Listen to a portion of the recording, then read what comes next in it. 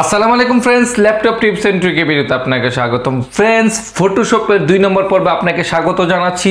এই 2 নম্বর পর্বতে আমি আরেকটু ভিতরে নিয়ে যাব আপনাকে এবং দেখানোর চেষ্টা করব আপনাকে ভিতরের যে সফটওয়্যারের যে ফাংশনগুলো রয়েছে সেগুলো পরিচিত করে এবং ভিতরে আরেকটু দেখানোর চেষ্টা করব। তাহলে ভিডিওটা শুরু করা যাক। তবে শুরু করার আগে একটা রিকোয়েস্ট করতে হচ্ছে, যদি আমাদের এই পরিবারে নতুন হয়ে থাকেন তাহলে এখনই নিচে থেকে সাবস্ক্রাইব করে পাশে বেল আইকনটা বাজিয়ে দিন। এরকম নতুন নতুন ভিডিও সবার আগে আপনার নোটিফিকেশনে চলে আসবে। যদি করে থাকেন সাবস্ক্রাইব, এখন আপনাকে অসংখ্য ধন্যবাদ জানাচ্ছি। আর ভিডিওটা শুরু করতে চাচ্ছি, চলুন ভিডিওটি শুরু করা যাক।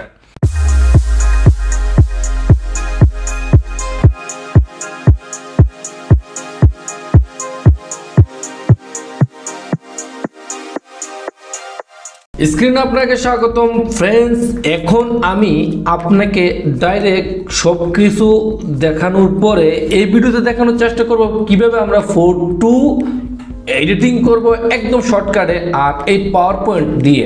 ফ্রেন্ডস, এই 2 নম্বর পর্বে সবচাইতে মজার আজকে আমি আপনাকে দেখানোর চেষ্টা করব। প্রথমেই আপনি যদি একটু লক্ষ্য করে দেখেন, এখানে রয়েছে ফাইল, হোম, পাশাপাশি ইনসার্ট। আমি এখন সোজা আপনাকে ইনসার্টে নিয়ে যাব। ইনসার্টে যখন একটা ট্যাপ করবেন তখন নিচে অনেকগুলা অপশন চলে আসবে। আমি এখান থেকে জাস্ট এখানে দেখতে পাচ্ছেন পিকচার্স। আপনি পিকচার্সে আপনি একটা ট্যাপ করবেন। পিকচার্সে ট্যাপ করার সাথে সাথে আপনাকে আপনার ল্যাপটপের ভিতরে নিয়ে যাবে। এইখান থেকে আপনি চাইলে যে কোনো জায়গা থেকে ছবি নিতে পারেন, তবে আপনি কোথায় সেভ করে রেখেছেন সেটা হলো মূল কথা। আমি আমার এখানে দেখতে পাচ্ছেন ফ্যামিলি পিকচার, আমি ফ্যামিলি পিকচারে চলে যাব। ফ্যামিলি পিকচার থেকে আমি এখান থেকে যে কোনো একটা জায়গা থেকে আমি একটা ছবি নিয়ে নেব। তাই আমি এখান থেকে যদি আপনাকে সরাসরি নিয়ে যায় তাহলে এখানে দেখতে পাবেন অনেকগুলো রয়েছে, তবে আমার এটি নতুন 2021 সালে এখানে আমার অনেকগুলো ছবি তোলা হয়েছে। আমি এখান থেকে একটা ছবি নেব, নিয়ে এখান থেকে আমি যা করার কেটে সেটে আপনাকে এডিটিং করে দেখানোর চেষ্টা করব। এখানে অনেক জায়গায় অনেকগুলো ছবি রয়েছে। আমি এখান থেকে জাস্ট একটা খালি একটা ফিল্টার ছবি নেব, যেখানে কারো কোনো ছবি নাই, একদম খালি একটা মাঠের ছবি নেব। অবশ্যই পুরো ভিডিওটা আমার সাথে থেকে দেখবেন, উপভোগ করবেন কিভাবে ফটো এডিটিংয়ের কাজটা আমি করতেছি। ফ্রেন্ডস, যদি এখান থেকে আমি এই ছবিটা নিয়ে নিলাম, দেখেন এই ছবিটা কিন্তু আমি এখানে নিয়ে নিলাম। আসতে একটু সময় নেবে, তবে এসে যাবে। দেখেন এসে গেল। আর এই ছবিটা আমি একটু বড় করে নিলাম। এখানে ফ্রেন্ডস কোনো ধরনের কোনো কিছু নেই, একদম খালি। আর এটা হচ্ছে একটি সুন্দর একটি রাস্তা, রাস্তার পাশে খালি একটা জায়গা। এখানে আপনি কি এডিটিংয়ের কাজ করবেন এটা একটা কথা। আপনি চাইলে এখানে আপনি আপনার ছবিটা সেট করতে পারেন, আপনি চাইলে এখানে যা ইচ্ছে তাই সেট করতে পারেন। তবে আমি এই ছবিটা এই পর্যন্ত রেখে দিলাম। তারপরে এই ছবিটাকে যদি আপনি গ্রুপ করতে চান, আশেপাশে কাটতে চান, আপনি সোজা এখানে এই ফরম্যাট যে অপশনটা, এটা কিন্তু আপনি ছবিটা আনার সাথে সাথে চলে আসলো। এই ফরম্যাট অপশন আসার পর এখানে ক্রপ একটা অপশন দেখতে পাবেন। এই ক্রপ অপশন দিয়ে আপনি এখান থেকে ইচ্ছে করলে এটাকে কেটে ছোট বড় করতে পারেন। আপনি চাইলে এই রাস্তাটা শুধু রাখতে পারেন। দেখেন এরকম রাখার পর আপনি যদি এখানে একটা ট্যাপ করেন এই জায়গায়, এটা কিন্তু এতটুকু হয়ে গেল। আপনি চাইলে এইটার নিচে লিখতে পারেন। আমি যদি এখানে লিখি, উদাহরণস্বরূপ এটা হচ্ছে আখাউড়া বাইপাস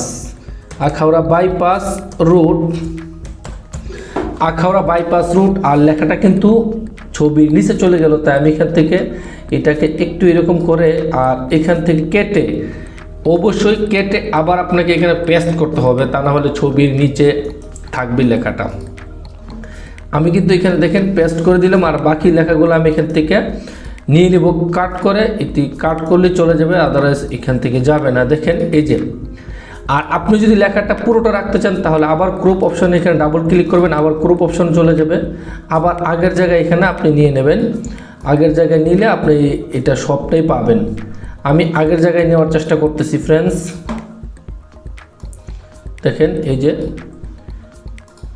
এটা পুরোটা ছবি চলে আসলো। আপনি এখান থেকে পুরো ছবিটা আপনি লিখতে দেবেন। আমি পুরোটা আপনাকে লিখে দেখাচ্ছি এডিটিংয়ের কাজটা এখান থেকেই। এই দেখেন